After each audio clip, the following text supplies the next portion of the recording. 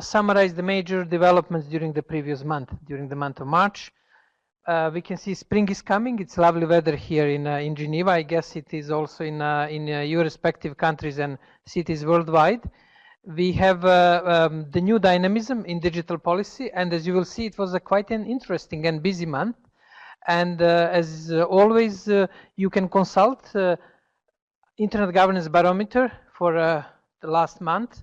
You can find data about major categories and major developments with the indications if the pressure was the same or there was increase or decrease of the pressure on issues like global IG architecture, security, e-commerce, digital rights, jurisdiction, net neutrality, with detailed events supporting our findings about the increase or decrease of pressure in this field.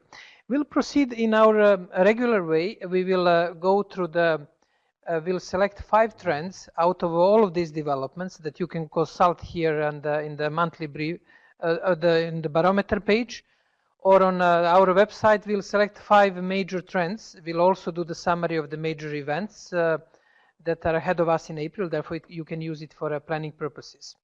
We will now move with the first main events in March. As you can see, there is a quite detailed summary events. We won't be going through all of them, but it can show you quite a busy month with quite a few activities on the issues related to data privacy protection and data management. We'll focus in particular on this issue, which is emerging as important issue in overall digital policy. Next slide. Here is the summary of the barometer, which you can download it either online or you can have it, or you have it in front of you here in the room. Next slide. We'll move to the 5 trends. Okay, next. We'll now go to 5 top trends in digital policy during the last month. The month started with the announcement of the Chinese cyber diplomacy, or the foreign policy of China, on the 1st of March. Chinese authorities announced their basically digital foreign policy. It is important event because for the first time China put in one document all major principles and priorities of their digital foreign policy, or if you can call it cyber diplomacy. It is also useful for confidence building in foreign relations because now international actors know exactly what is the Chinese position on various issues. When it comes to substance, apart from the codification of the major issue, when it comes to substance, there are no major surprises. China on the political side argues for cyber sovereignty, therefore the ultimate right of the Chinese government to decide on the cyber policy within its territory. And in economic field, it is very proactive for the further digital integration. Therefore, those are 2 pillars of Chinese digital policy which have been developing for last 5 or even more 10 years. Then there are other details. It was very interesting. As you know, devil is always in detail. China supports a multilateral approach with regard to which is intergovernmental approach to digital policy, but they introduced new term which is multi-party. It was first introduced during the one speech at the Wujian conference, and it's now repeated in the foreign policy document. Multi-party is in a way a softer version of multi-stakeholder. As you know, that China is not a strong supporter, to put it mildly, of multi-stakeholder approach, but multi-party indicates basically the same players that you have in multi-stakeholder approach. Therefore, this is the open door for involvement of other actors in addition to the governments. Chinese main policy is the governments in multilateral fora should negotiate and discuss and adopt legal instruments on digital policy.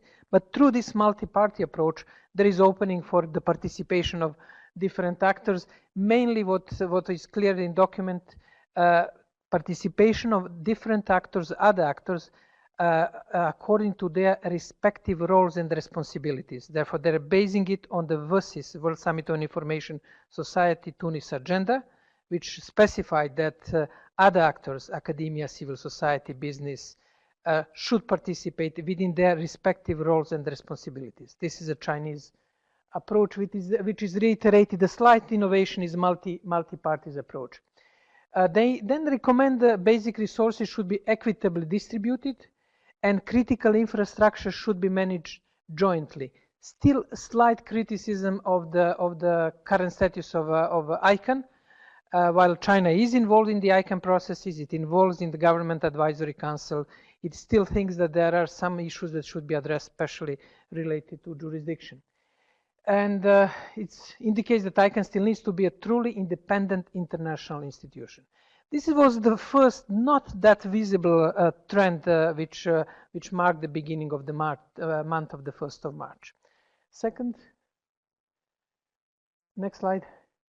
Second was much more visible in the media was the WikiLeaks release of the CIA so-called Vault 7, 8,000 pages of confidential documents of the US government, CIA, dated between 2013 and 2016. The underlying issue, the underlying criticism which came and which was revealed with this release is that CIA has not been informing the software producer and the hardware producer, internet industry, about so-called weaknesses in their products, backdoors, security threats, and other elements which they then use. They first detected and they use it as a backdoor. This was the major criticism, which started quite a few media articles, heavy media coverage, criticism by civil society and other actors, which basically undermines the overall cyber security, cyber stability worldwide if those weaknesses in the applications have not been reported to the producer, which is general practice that in particular governments as a protector of the public interest should do. There are other details, but I would say this is the underlying point, that CIA has not been reporting the weaknesses, in particular in the software application, to the producer, and in a way leaving it open for possible hackers, cyber criminals, and other actors. Next. The third element, the third trend was continuation of the, we can call it digital treaty trend, which started with Microsoft's proposal to have Geneva Digital Convention. In February, we discussed it during the last month briefing. I will just remind you that Microsoft basically proposed adoption of the Geneva Digital Convention in very mixed, with very mixed arguments, arguing basically for human rights angle, protection of the users, but ultimately basically arguing for the responsibility of governments to protect critical infrastructure, including infrastructure run by companies such as Microsoft. Now we have the second mentioning of the treaty by the UN Special Rapporteur for Privacy.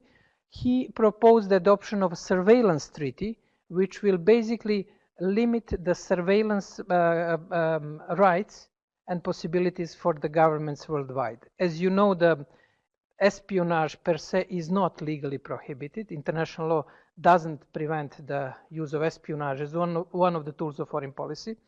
But the question is when espionage is moved to the other forms like mass surveillance, which is not allowed according to privacy rules.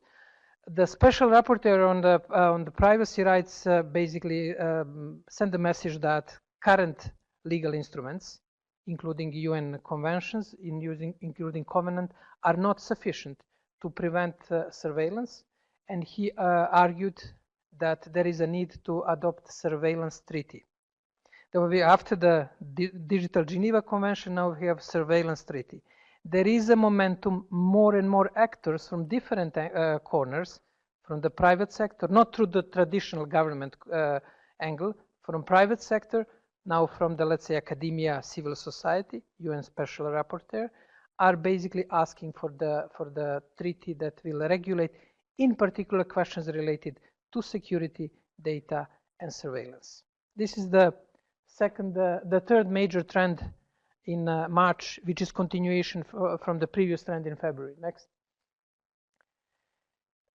One more detailed, legally detailed, but equally important developments was essentially requested by EU by European Union Consumer Association and DigiConnect, European Union Commission, a request for the social media companies, in particular Facebook, Google, and Twitter, to change their agreements that we adopt when we click I agree, and we rarely read the small print. And they basically requested in the letter in November 2016, they asked those major three companies to adopt their regulation and their standard agreements to the European consumer, in particular consumer protection rights, also e-commerce regulation, but in particular consumer protection rights. Well, they met on the 16th of March, and the conclusion is that internet companies have to provide concrete solution within 1 month. European Commission for Justice gave them 1 month to provide concrete solution, in particular to the question of jurisdiction. And she argued during the press conference that it is unfair that consumers in Europe have to use courts in California in order to protect their rights. According to Rome I Convention, according to European legislation, consumers, if they are not involved in professional activities, therefore the users, they have the right to use jurisdiction when they are located. Therefore, let's say, we in Switzerland, we should be able to initiate the court cases to protect our rights against the big internet companies by using Swiss courts, not by going to California. This is relatively, let's say, very legalistic, not reported in the media, but this is the development which could have the major impact on the internet industry and data protection and the other issues. And we will be following it carefully. There are other elements. Jurisdiction is the first one. The second one is misleading context and the question of termination of contracts. Basically, European authorities argue that it is unfair that internet companies can terminate a contract without, there is no equality in rights between internet companies and users. They can terminate, as we know, their contracts or the condition in the contract almost unilaterally without any consultations with the users. This is, let's say, strategic, fundamental, more substantive change which will affect internet industry over the next few months, especially after this month when we hear what internet companies will propose as a solution. European Union has chosen gradual approach. They wrote a letter in November. They gathered with internet companies on 16th of March. And now they are giving them 1 month, and the Eurocova, the Commissioner for Justice, she basically indicated if there is no solution, then they will use their other legal means and regulatory means in order to force internet companies to obey the European consumer protection law. Next. The fifth main trend is related to ICANN. ICANN made a major shift in Copenhagen meeting in their discussion and focus from previous discussion mainly on question of transition. Now they return to their, in a way, core business, the question of policy. And there were a few issues related how to improve next round of generic TLDs, mechanism for distributing resources accrued from the GTLD auction. There we're speaking about few $100 million, which should be somehow used by ICANN for capacity building or for other activities. Therefore, it wasn't particularly exciting meeting, if you can call it, comparing to the previous ICANN meetings. There were a lot of fireworks, policy debates and policy discussions. There were a few controversies, but it was the major shift was from the transition discussion towards discussion on the major, on the future policy of ICANN. There are many open issues. There is, for example, issues where governments were particularly unhappy. It's a use of the government domains in the generic TLDs. For example, there was some sort of ban that government's domains .ch cannot be used, for example, for registration ch.doctors or ch.lawyers. And that ban was removed under the pressure of the registers. ICANN board removed that ban. Therefore, there is now possibility to use the country domains for registration in the generic top-level domains. It's always confusing to use this terminology. We'll come to this point in discussion. Peter was in Copenhagen, and he will update us on this development. We'll be moving now to the next slide, and basically indication about main developments, what is ahead of us in April. We have are in meeting Americans registers in the US. We have an interesting meeting in Geneva on Knowledge for Development Global Partnership Conference here at the UN campus, bringing UN knowledge management community. If you have been in this field, let's say 15-20 years ago, Richard can recall it, knowledge management was the buzzword. Everybody was speaking about knowledge management. It went under the radar, but it is now re-emerging in more, let's say, more reasonable way. What at that time the buzz was that you can codify knowledge in the computer system and databases. Now it's re-emerging as an issue, and there will be knowledge management community coming to Geneva to discuss question of data, information, knowledge. World Wide Web Conference in Perth, inter-regional conference between OSCE and Asia partners on cyber and ICT security in Seoul. Our colleague Vlada Radunovic will speak at the Seoul conference. G20 meeting of digital ministers in Düsseldorf between 6th and 7th of April. There is an interesting development around G20, as you may know, and I think we mentioned Germany tried to push digital agenda, in particular digital economic agenda, during the G20 presidency, and this meeting will be important meeting in this context. There has been some advancements and some setbacks, including discussion, should it be called by G20 members, should this field be called e-commerce, digital trade, or digital commerce, or online trade, but major controversies between e-commerce and digital trade, and that's we can reflect later on it. But it will be important event. Then there will be meeting on the Russian Internet Governance Forum in Innopolis, which is a new innovation city in the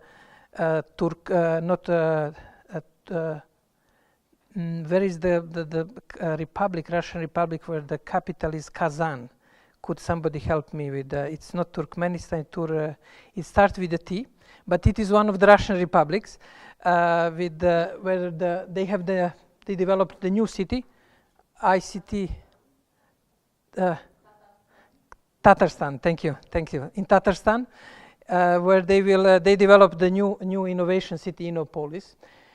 Then there will be Internet of Things European Summit in Brussels, Finnish Internet Governance Forum, Garmisch Forum 2017, usually focusing on cybersecurity issues. And in Geneva, at the end of the month, we'll have UNCTAD e-commerce week between 24th and 28th. The dynamism is picking up. April will be in Geneva relatively quiet comparing to May and June. In May and June, we'll have really many activities related to, including VERSIS Forum, CSTD, ITU meeting on the artificial intelligence for good, but we'll be keeping you updated on these developments. Well, this is more or less I guess we have update from GIP. Yes. From the GIP and the Diplo Foundation, past events were just-in-time course on internet governance, which we finished yesterday. You know that we run every year for the newly appointed diplomats and the international officials, Introduction to Internet Governance. We completed this course yesterday. We had quite intensive thematic reporting from ICANN 58 and detailed with, I think, 25 reports from different sessions at ICANN 58. You have ongoing is Digital Geneva 2017, how data is shaping our future. As you know, there will be Internet Governance Forum at the end of the year here in Geneva, and we selected data focus as the main build-up focus and main thread throughout the year till Internet Governance Forum. Therefore, we'll be having quite a few activities focusing on data, governance of data, policy around data, human rights, security aspects, and other aspects of data.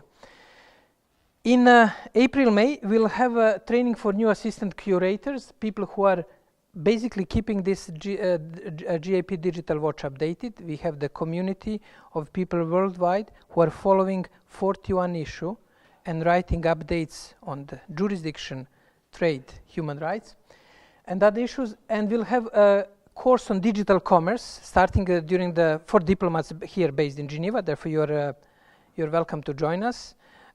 In the preparation for the WTO negotiation in Buenos Aires, therefore we'll be trying to provide just-in-time course on digital commerce. The title is a bit controversial. We call it digital trade, but then there is a controversy about the title itself. Therefore, we choose digital commerce now, which sounds a bit strange. And on 25th of April, we'll have our regular monthly briefing with the update on developments in April. This is more or less all from our side about the major developments in March and what is ahead of us in April. Now we have we'll break tradition of having a first comments from Richard Hill. Peter, you will have now this. I'll give priority to you, please. I'm sorry, Richard. I break the tradition. Just a minor thing about the second level. In the domain names where we have the country codes. It was a controversial issue, and the GAC, which is the Governmental Advisory Committee of the ICANN, gave an advice to the board to not to take any decision on this issue. There were countries which had concerns about using the country codes on the second level, and there are some countries which do not. And the board took the position that the country codes aren't owned by the countries.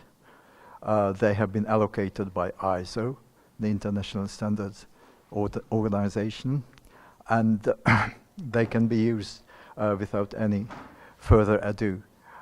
There was a board GAC meeting where the issue was raised, and apparently the GAC was very rigid on this issue, or some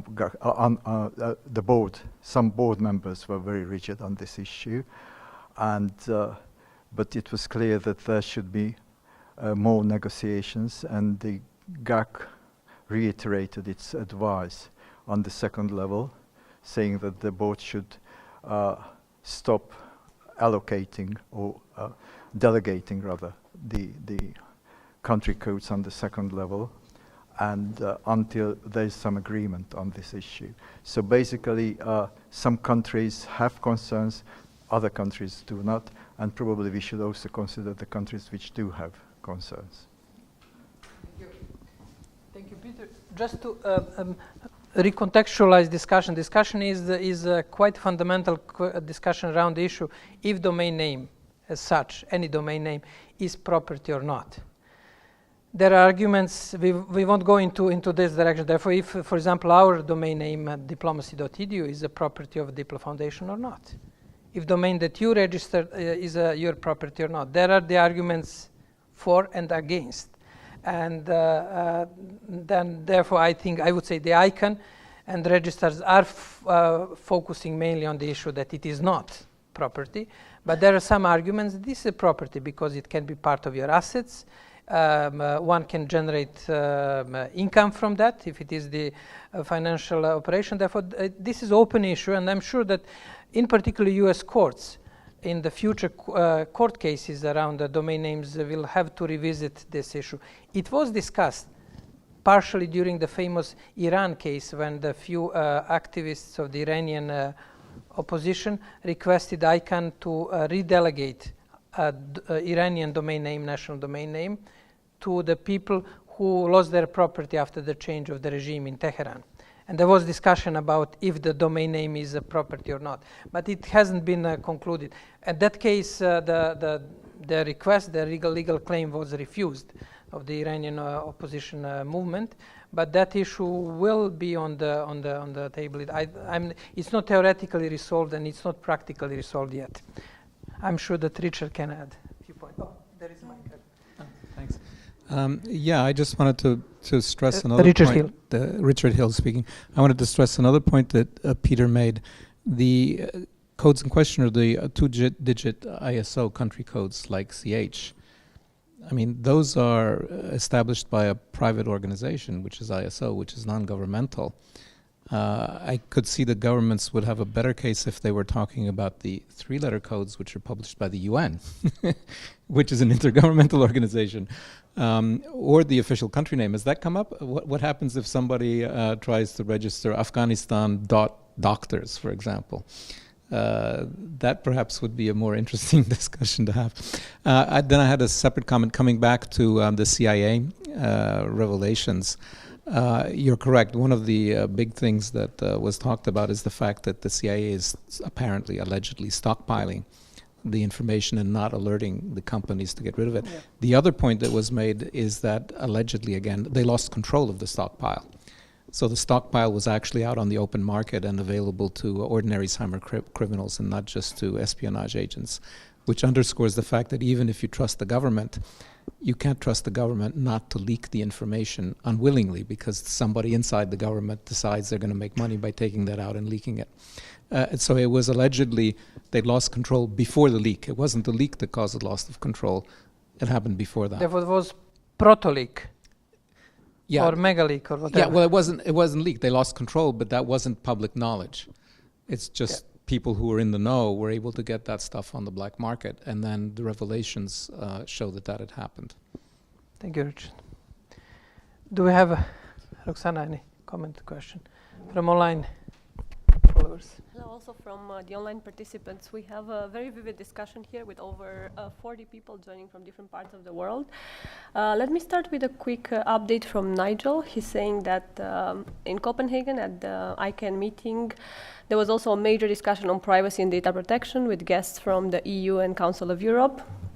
And the main focus was on the implementation of the new European data protection regulation starting next May. And how it affects many players. That was also in focus in Copenhagen. And we had 3 different questions related to trends.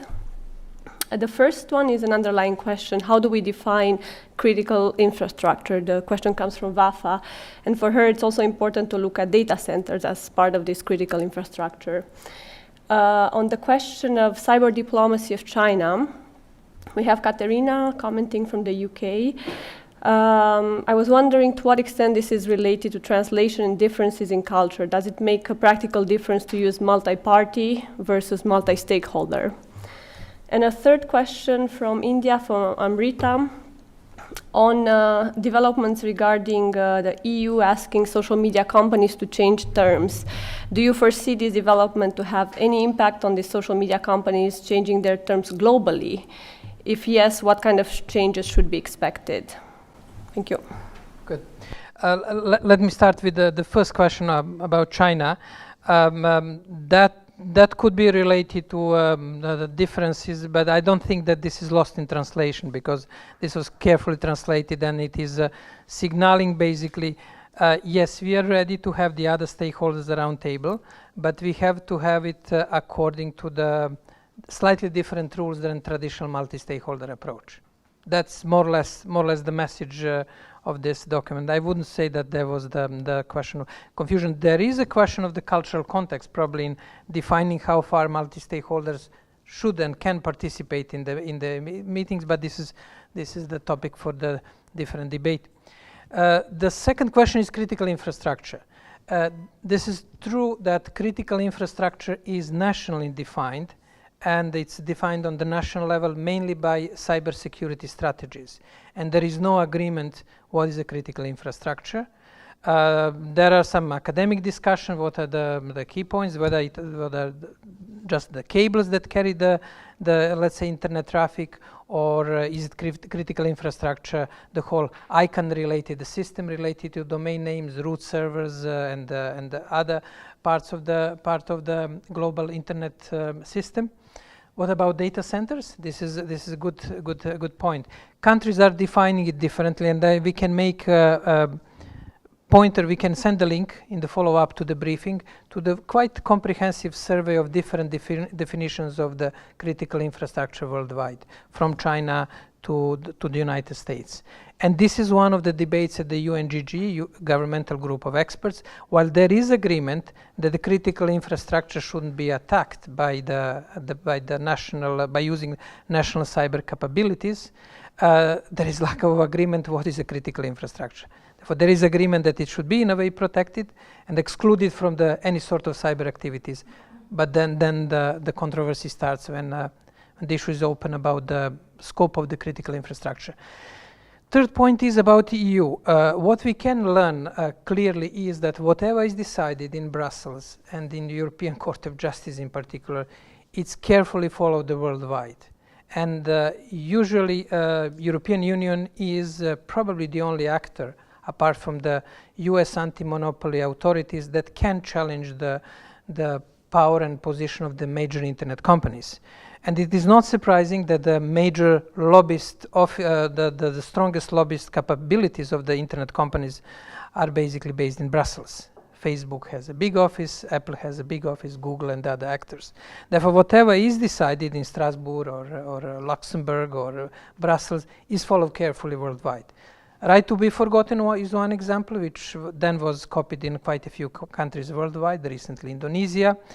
And I'm sure that whatever decision is made on the change of the terms of the contracts, agreements between users and the social media companies will be basically copied by quite a few countries worldwide. Therefore, everybody is watching what's going on in Brussels and what will be outcome of the current dispute between the internet industry and the European Union authorities. And then it will have a definitely global impact. Okay. No comment. Well, that's if you don't have any comment, question here in the room, I would like basically to invite you who are here in Geneva to join us for the refreshment over there and for continuation of our discussion. Unfortunately, we cannot offer the refreshment online, but I invite you to stay connected and continue with the regional briefings. We'll have usual regional briefings for North Africa, Latin America, and Asia, coordinated by Stephanie Borg-Saila, who is based in Malta. Thank you very much for our colleagues online, and thank you for you who joined us here in Geneva. Thank you, Jovan, for the update, for all the developments from around the world, and thank you, Roxana, for moderating the chat. As Jovan announced, we will now listen to the updates from our hubs, but before that, a few reminders from my end. All the developments that Jovan talked about are on the observatory, so you'll find the developments listed according to the 43 issues that we follow, 43 issues plus 7 processes. So the observatory, I remind you about the link, is dig.watch. There is also a dedicated page to the thematic reporting from ICANN 58, so you'll find all the reports there, and I'm going to type the page also, so it's dig.watch/ICANN 58. You'll find the thematic reports there, and on Friday, being the last day of the month, we'll have the newsletter with all the trends, the barometer, and other analysis. And now we move on to the regional hubs. So the first update is from Tunisia. Mariam Kribi, I hope I pronounced that well, from the Tunis hub, will update us on the developments related to PayPal and e-payments in Tunisia. So over to you, Mariam. So today I will talk about the issue of PayPal in Tunisia. Actually, the issue of PayPal started from 2015 when developers complained about blocking transactions through PayPal in Tunisia, even if this service was allowed all around the globe back to 1998. A nascent hope was kindled last September when the Central Bank of Tunisia sent a letter of comfort to the company PayPal asking for Tunisia's membership. Unfortunately, this request wasn't approved because of some legal restriction on our currency that seemed to block the process. PayPal has asked the Tunisian central bank to reformulate the letter of comfort in sense of accepting PayPal's offer without any restriction, including the funding through a PayPal account of another bank account opened abroad in the name of participant, which is actually prohibited under the current state of exchange legislations. The request of PayPal actually shed light on the loopholes that exist in the current legislative framework, and especially on Law 18 of 1976. The only proposition or solutions proposed by the central bank was to ask PayPal to reformulate a special treatment for Tunisia in order to allow repatriation in Tunisia of all the funds collected in the PayPal account. And users in Tunisia need to use PayPal with or without a debit or credit card, because it will make them, or it will enable them to solve so many problems. And of course, here I am talking about the e-commerce site, the Tunisian e-commerce sites, who can use PayPal as a payment option. And which will make them gain a lot of potential customers who are willing to pay their play money on these sites.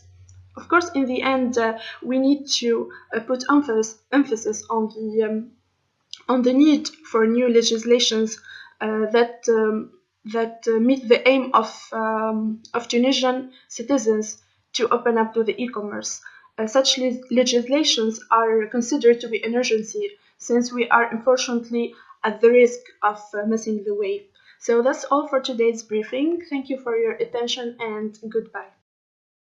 Thank you, Mariam, for the updates from Tunisia about the e-payments and in particular PayPal. We now move on to updates from Southeastern Europe.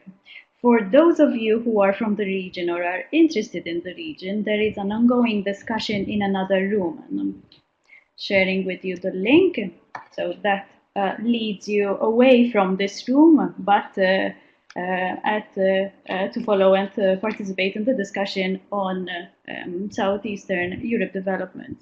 At the same time, we have Vladimir Radunovic, who will share the updates in the video here. So that's over to you, Vlad. Hello, good afternoon to the Geneva Global Briefing on Internet Governance from the Southeastern Europe. Few updates from March from Southeastern Europe, responding to the Romanian initiative to regulate the country code top-level domain, the .ro. Several stakeholders have raised a number of principles that the government should take into consideration. In Serbia, there was a leak of a document, possibly a public document with over 400,000 personal data of citizens of Serbia, some of which might have also been used for political purposes. In Ukraine, the government is initiating putting up the list of websites which should be blocked because they undermine the sovereignty of the state, while Armenia has passed the law which provides incentives for IT business, in that sense boosting the internet companies and IT business in the country. There are more updates, but you can you're invited to consult with the newsletter, and the updates will be available on the website. Greetings from the Southeastern Europe. Hello everyone, this is the Rio Hub briefing. This week Luca Belli is at RightsCon, where CTS is hosting two workshops. One is on sustainable connectivity and community networks, and the second one is about internet viability, where CTS is going to present the results of our last report on terms of service. With regards to the digital policy developments in Brazil, the first one is that Congress approved a bill on revenge porn, which will create some mechanism to combat the dissemination of what's considered offensive images on internet. This bill is still going to the Senate, and we are still having more discussions about this bill that has many problems. Also, a judge from the labor court in Belo Horizonte decided that there is a labor relationship between a driver and Uber. The company was ordered to pay for holidays, overtime hours, and bonuses for night work, in a decision that may become a reference for anyone who goes to court with similar requests. Copyright is back. It was a very important issue in the early 2000s, and copyright law is back again, pressuring some policymakers in Brazil. And the result is that Congress is analyzing different bills that deal with websites and applications blocking. Part of them seeks to establish some legal hypothesis for the judicial determination of this kind of blocking. This is the case of one specific bill and its amendment under discussion in the Special Committee on Copyright, which will make internet connection providers to block access to applications and websites that are disseminating offensive content to copyright. We also had a satellite launch in Brazil. Brazilian government bought 2 billion reais satellite that has the power to provide internet access for rural and remote areas. But as the government doesn't have the financial resources to build the infrastructure to receive the signal of the satellite, they will authorize private companies to explore it without any universalization obligation. The privacy and data protection is also being discussed in Congress.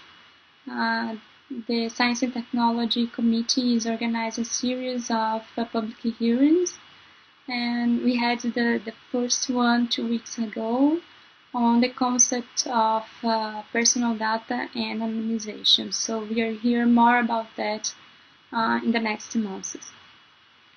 And the last important digital policy event was a meeting on community telecommunications. CTS is joining community telecommunications network with the objective to develop a social license for spectrum use. So we are going to help some communities in Brazil to organize, to advocate for a license for spectrum use. That's it. See you next month. Once again, thank you all for joining. See you again in April. The date is the 25th. The registrations are open, and we hope you can stay tuned to our web page dedicated to the newsletter, so you can download the March newsletter on the 31st. So thank you for joining, and see you again in April.